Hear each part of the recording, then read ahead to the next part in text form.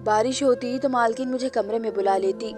वजह पूछता तो पर्स निकाल कर पैसे पकड़ाती और बाजार भेज देती। मैं तेज बारिश में साइकिल निकालता और मालकिन के काम को निकल जाता। एक रात अचानक तेज बारिश शुरू हो गई। मालकिन दूध का गिलास पिलाकर कहने लगी, चल सो जा। उस रात मेरे होश उड़ गए। मालकिन ने मेरे साथ मैं तुर्की के एक गाँव में एक औरत के घर नौकरी करता था। मेरी मालकिन का गाँव में बड़ा सा घर था। सहन काफी बड़ा और कच्चा बना हुआ था। मैं साइकिल पर ही मालकिन के काम किया करता था। घर के सारे काम वो मुझसे ही कराती थी और बाहर का सौदा लाना भी मेरी ही जिम्मेदारी थी। लेकिन मेरी मालकिन की मुझे एक बात बिल्कुल समझ नहीं आती थी।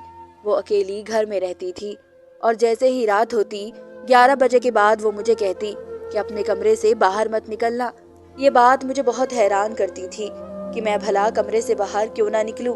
बहरहाल मालकिन मुझे पैसे बहुत अच्छे दे रही थी, इसलिए मैंने मालकिन की बात नहीं टाली। मैं यहाँ पर पैसे ही तो कमाने आया था। मेरी मंगनी अपने चाचा की बेटी से हुई थी और चाचा कहने लगे कि 2 साल के अंदर अगर 10 लाख की रकम जमा ना की तो अपनी बेटी की शादी किसी और से कर दूंगा, क्योंकि मैं शुरू से ही कुछ सख्त मिजाज का इंसान था। मेहनत और मशक्कत वाले कामों से मेरी जान जाती थी, इसलिए माँ का जेवर बेचकर तुर्की आ गया कि थोड़े बहुत काम के भी अच्छे पैसे मिल जाते हैं। पहले पहल तो बड़ी मुश्किल से मुझे नौकरी मिली और पैसे भी कम थे, लेकिन फिर आस मालकिन ने मुझे नौकरी पर रख लिया। ना मैं पढ़ा हुआ था और ना ही मेहनती, इसलिए मुझे मालकिन का काम अच्छा लगा। घर का थोड़ा बहुत काम होता था और बाजार का एक आधा चक्कर लगाना पड़ता था और तनख्वाह भी अच्छी थी। लेकिन अपनी मालकिन की कुछ बातें मुझे बड़ी अजीब लगती थी। मालकिन का पति बाहर मुल्क में रहता था।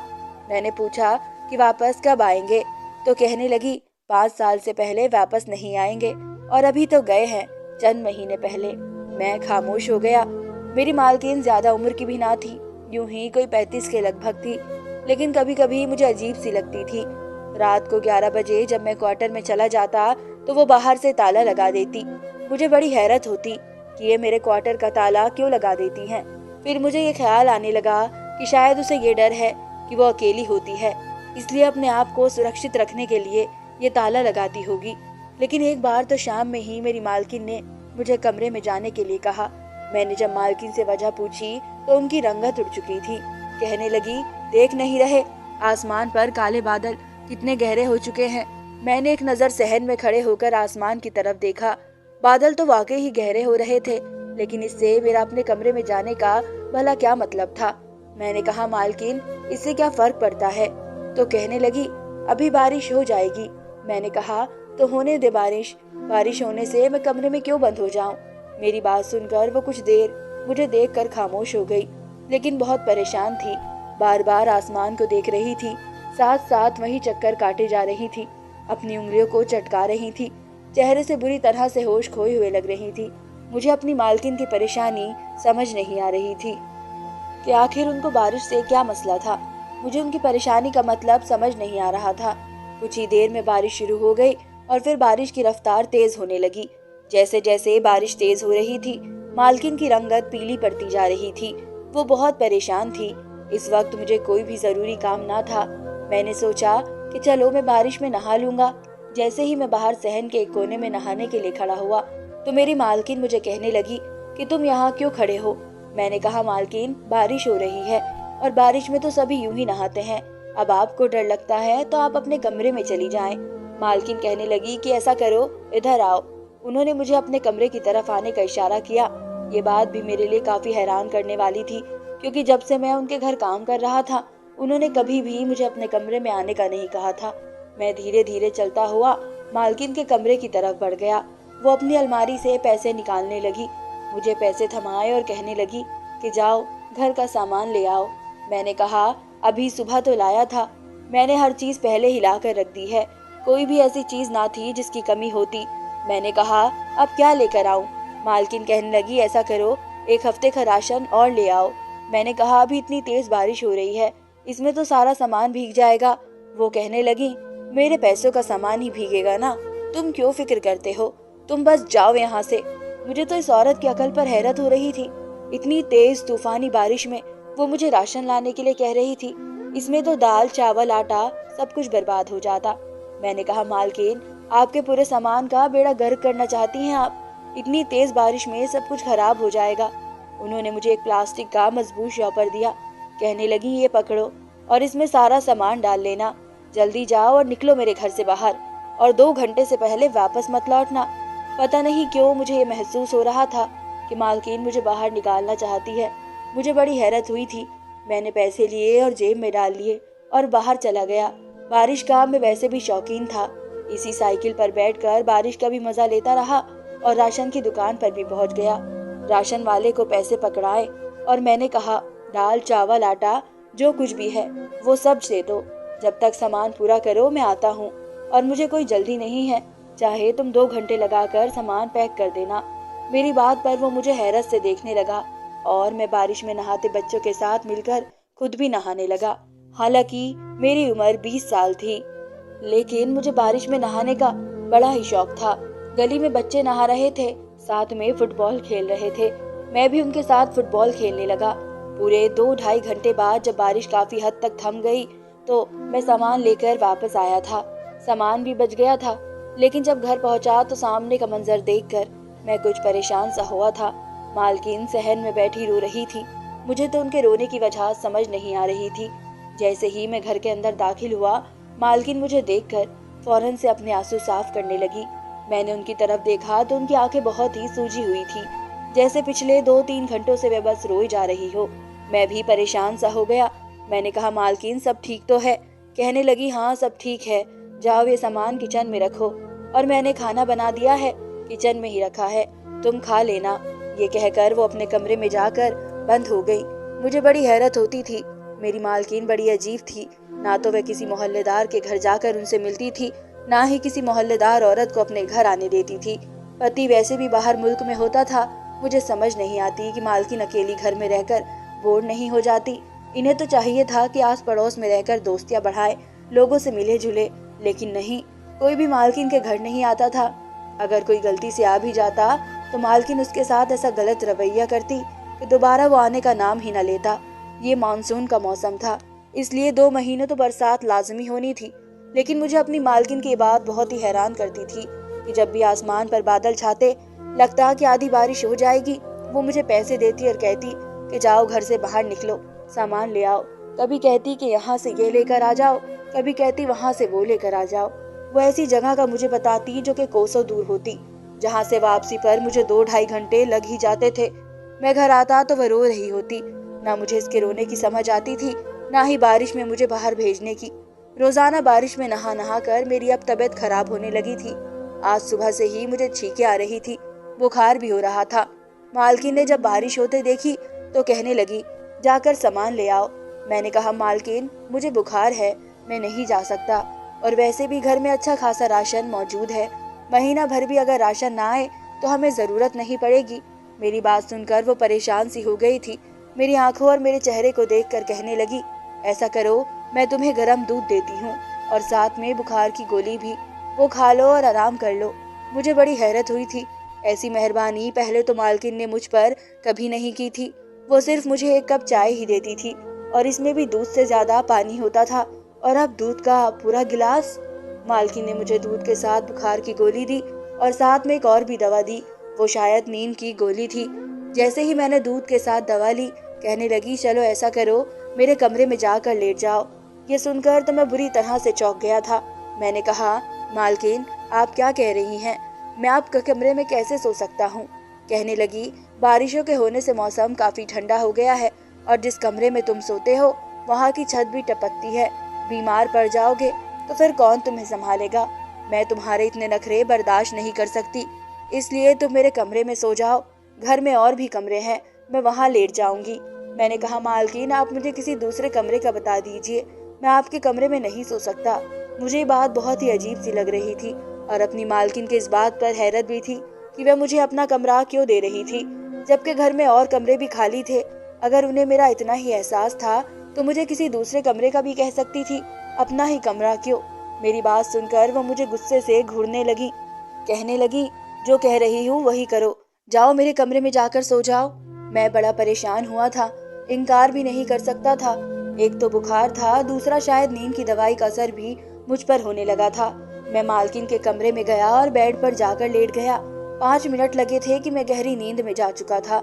सुबह जब मेरी आंख खुली तो मेरा पूरा जिस्म दर्द से चूर था। शायद मुझे अभी भी बुखार था। बड़ी मुश्किल से मैं उठकर बैठा था, लेकिन जैसे ही मेरी नजर सामने पड़ी तो मेरे होश उड़कर रह गए थे। सामने मालकिन खड़ी हुई थी, अपनी अलमारी में से न जाने क्या निकाल रही थी। मेरी कोशिश तो यही थी चुपकर कमरे से बाहर निकल जाऊं। जाहिर है ये मालकिन का कमरा था। उनकी 100 जरूरत की चीज यहाँ मौजूद थी। न जाने उन्होंने मुझे रात को अपने कमरे में क्यों सुलाया था। मैं बहुत मुश्किल से उठकर खड़ा हुआ था, लेकिन मेरा सर अभी भी बुरी तरह से चकरा रहा था। धीरे धीरे चलते हुए मैं कमरे से बाहर आ गया। कुछ देर बाद मालकिन आई तो कहने लगी, तुम क्यों बाहर आए हो? मैं तो बस अपनी जरूरत की चीज लेने आई थी। जाओ अंदर जाकर आराम करो, मैं तुम्हारे लिए नाश्ता बना देता हूँ।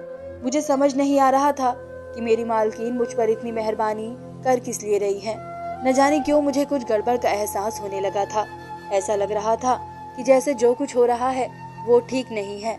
वो एक तुर्की औरत थी, बड़ी खूबसूरत थी, माना के 35 साल के लगभग थी, लेकिन जवान और बहुत खूबसूरत थी। मुझे इनके कमरे में रहना, उठना बैठना बिल्कुल भी सही नहीं लग रहा था। मैंने कहा, नहीं मालकिन, मैं यहीं ठीक हूँ, मैं चलता हूँ। अपने क्वार्टर में जाकर अपनी चारपाई पर लेट गया, लेकिन फिर मुझे एहसास हुआ कि पानी टपकने से मेरी चारपाई भीग गई थी और अभी मैं गीले बिस्तर पर ही लेटा हुआ था। बुखार मुझे पहले से था, इसलिए कपकपी सी होने लगी। मालकिन मेरे लिए खुद नाश्ता बना कर लाई थी। जब मुझे कांपते हुए देखा तो कहने लगी, देख लिया तुमने अपने जिद का नतीजा। कह रही थी ना कि मेरे कमरे में जाकर लेट जाओ, लेकिन तुम बहुत ढीठ हो। ये कहकर उन्होंने ट्रे एक तरफ रखी और मुझे बाजू से पकड़ के सहारा देने लगी ताकि मुझे खड़ा कर सके। इस वक्त मैं बुखार की वजह से इस कदर कमजोरी का शिकार हो चुका था कि उनके सहारे से ही उठा, लेकिन इसके बाद मैंने उनका हाथ पीछे कर दिया और चलते हुए मालकिन के कमरे में ही जाकर बैठ गया। उन्होंने मुझे नाश्ता दिया और फिर से दवाई दे दी। रात तक मेरा बुखार टूट चुका था, तबीयत भी काफी हद तक सही हो गई थी। पूरा दिन मालकिन ने मेरी अच्छी सेवा कर डाली थी। मैंने कहा, आप तो बहुत अच्छी है, मुझे तो लगा था कि आप बहुत गुस्से वाले मिजाज की है। यह सुनकर उनके चेहरे पर अजीब से अंदाज छा गए थे। फिर किसी गहरी सोच में चली गई। कहने लगी, मैं अच्छी नहीं हूँ, बहुत बुरी हूँ। ये कहने के बाद उन्होंने अपनी आंखों में जमे आंसू साफ किए थे और फौरन से कमरे से बाहर चली गई। मुझे बड़ी हैरत हुई कि आखिर मामला क्या है। आज रात फिर बारिश तेज हुई थी। जैसे ही बारिश तेज हुई मालकिन की रंगत उड़ने लगी। कहने लगी, न जाने क्यों ये रोज रोज बारिश हो जाती है, कभी ये मौसम बदलेगा और मेरी जान को सुकून आएगा। मैं बहुत परेशान हूँ इस बारिश की वजह से। मैंने कहा, मालकिन बारिश आपको क्या कहती है? कहने लगी, तुम नहीं जानते, ये बारिश मेरी जान की दुश्मन है। मैं हैरान था, ये कैसे हो सकता है। फिर उन्होंने मुझे दूध का गिलास दिया और साथ में नींद की गोली। मैंने कहा, मालकिन मैं ये क्यों खाऊं, अब तो मुझे बुखार नहीं है। कहने लगी, बस तुम ये खा लो और मेरे कमरे में सो जाओ। मैंने कहा, नहीं, अब मैं ठीक हूँ, अपने कमरे में सो सकता हूँ। इस बार मैंने नींद की गोली नहीं खाई थी, बस मालकिन को दिखाने के लिए ऐसा किया जैसे गोली मैंने अपने मुंह में डाल ली, लेकिन मैंने हाथ से वह गोली पीछे फेंक दी थी, जो कि मालकिन की नजर में नहीं आई थी। मैंने दूध का गिलास पिया और यूं करने लगा जैसे मुझे नींद आ रही है। मैं घर के ही दूसरे कमरे में जाकर लेट गया, क्योंकि मेरे कमरे में बारिश का पानी आता था। इस कमरे की खिड़की बिल्कुल सहन में खुलती थी। हालांकि मालकिन का कमरा अंदर की तरफ था, वहां से सहन साफ नजर नहीं आता था।